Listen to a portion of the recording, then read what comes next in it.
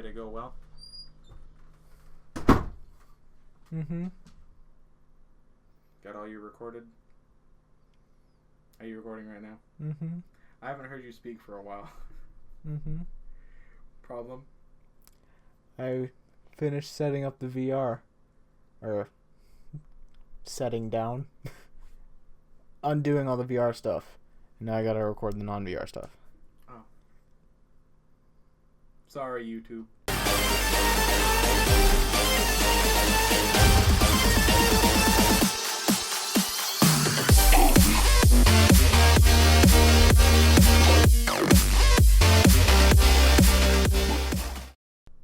Hey, what's up, pups? It's JR, and welcome back to BTT. I'll be honest with all of you, as time goes on, I'm seeing myself play Warframe less and less. And the state of the Warframe community right now doesn't seem to be getting much better. I'm not at all at that point yet. There's still a lot I need to do, but I'm just stating for the future, don't be surprised if I stop playing Warframe at some point. What you should be surprised about is if you catch me in a public lobby. I've been curious as to how often I actually get queued up with someone who watches my videos, and recently somebody recognized me during the sortie. Mind you, they said something like, "Hi JR, I love my Arcoplasmor," but it was still a pretty neat experience. So as an experiment, when you see me in Warframe, if you do, make sure to say hi, because I want to know how often I actually bump into all of you. Anyway, before we get on to this video, I would like to really quickly plug a few things. I mean, it's not like I, couldn't think of anything else to say or anything, I just needed a little second to plug a few things. Stupid. If I do end up quitting Warframe, I highly suggest you look into my non-Warframe videos. They're a good time, and most of them, unlike BTD, are completely unscripted, so whatever happens, happens. Also, if you want to hang out with me and other pups like yourself, you can head to the link in the description and join the JR Community Discord, and follow me on Twitch at twitch.tv/tvjericho. Make sure to follow me on Twitter as well to know whenever I go live. And finally, I'd very much appreciate it if you consider supporting me on Patreon. I'm sure a lot of you know how hard it is to make a consistent living off of just YouTube alone. Alright, I think that's enough bullshitting for now. Let's get to the actual video. I may be legally an adult, but I still have the same tastes I did when I was an edgy 14-year-old. But, with a lot less furry. So, that translates to me using a lot of edgelord class weapons. I mean, hate is still my favorite weapon, and scythes are pretty much the most edgy weapon you could possibly have. I can't think of a character edgier than a guy in a black duster with long black hair who has a sniper rifle, dual pistols, and sawn-off shotguns maybe, and a scythe. And I like all of those weapons. However, if he doesn't have a scythe, odds are he has a dagger or two.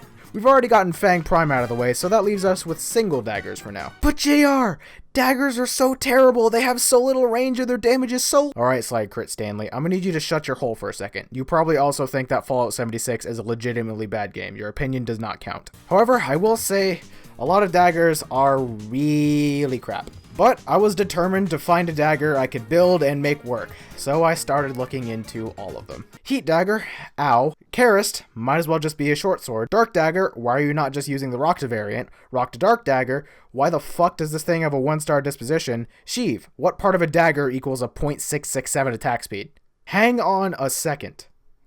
That attack speed seems familiar. Wait. Put Plasma Sword and Sheave next to each other. Put Graham up there too. I said Graham, not Power Creep the melee weapon. I don't think Sheave is a Grineer dagger at all, boys. Sheave is a dagger version of Plasma Sword. Thank you, ladies and gentlemen. I have cracked the code and I will be taking my check in the mail. Anyway, seeing as how Heat Dagger is terrible, Dark Dagger just has a better variant, and Sheave is a Plasma Sword 3.0, I skipped all of those. Then, Rock to Dark Dagger has a 1-star disposition, 1-star DE, and Karist is a bit too big and wavy for my liking. That's almost all of the daggers. All but one. Ceramic Dagger. Me, myself, and I, at least give it a try. Ceramic Dagger is a Tenno dagger forged from, guess what, ceramic, that sports the highest base attack rate of all daggers. It comes with 35 base damage favoring puncture and having no slash, a 10% status chance, and a 5% crit chance with a 1.5 times crit multiplier. It should be noted that Ceramic Dagger has very similar stats to Raunek-ka Dark Dagger, being faster, but 15 less damage and not having its special syndicate effect. The biggest difference, however, is that Ceramic Dagger has a 5-star disposition, as opposed to Raunek-ka Dagger's 1. This means if you like Raunek-ka Dagger but wish you could get a better Riven, you could use Ceramic Dagger instead with the trade-off of damage and syndicate effect for speed and a higher disposition. After I finished building it, Ceramic Dagger very quickly became one of my favorite melee weapons, so I'll recommend it right now to any of you looking for a fun dagger to use. It's also one of the few weapons that I love the default look of. In fact, I started looking to daggers in the first place so I could use that deluxe skin that Nezha's Deluxe Collection gives, but when I got Ceramic Dagger, I liked it too much and never ended up actually buying the skin. Finally, I'm pretty sure it's the only weapon that I only use one color setup on. When I got it, something in my head was telling me that it would look really good if I made it look like it was made from Jade, so I did that. And now I have no other color setups for it. Really quickly, can we talk about the situation of Ceramic Dagger Rivens, please? It took me like a month and a slide crit Orthos Riven to get mine. What the fuck is up with that? Anyway, my Riven for Ceramic Dagger is Ceramic Dagger Visitor, which increases its damage by 282.5%, its range by 193.7%, and reduces damage to Grineer by 33.3%, which isn't really a big deal because Ceramic Dagger is mainly focused around puncture damage, and I can just build it for corrosive, and that damage reduction is pretty much null and void. I'll say this right out of the gate, I need a better Riven. The 282% damage is nice, but with Melee 3.0 around the corner, that range isn't going to be doing a whole lot. Ideally, I would have wanted more status chance or an elemental, but Ceramic Dagger still packs quite a punch without those buffs. I haven't done the calculation to figure out Ceramic Dagger's DPS before I made this video, so I haven't a clue how high it actually is, but all I know is it's impressed me on many high-level missions, sorties, arbitrations, the works. So let's find out the numbers together as we move on to my build. I have Prime Pressure Point, Prime Fury, Shocking Touch, Virulent Scourge, Covert Lethality, and my Riven, increasing my overall damage, status chance, and attack rate, and adding corrosive damage to the mix.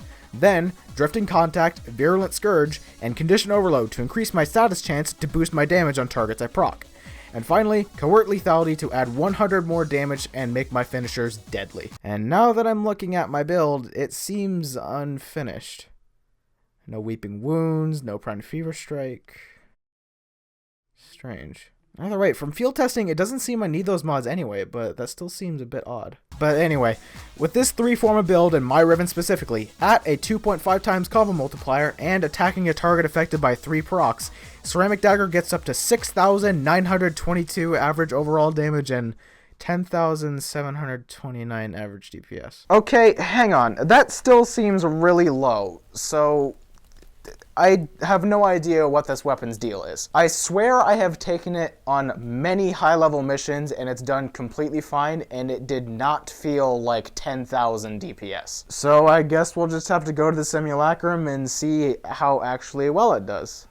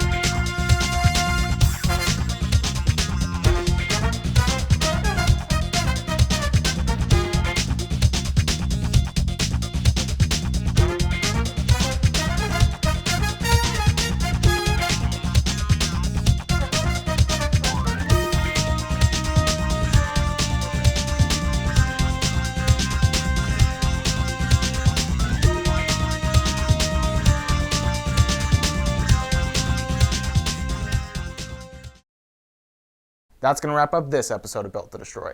If you enjoyed this video, consider dropping a like, and make sure to hit that subscribe button to become a pup if you haven't already. Also, if you want to support me and the channel, consider buying some merch, or maybe even become a patron for as little as $1 a month. My name's JR, and I'll see you guys in the next one.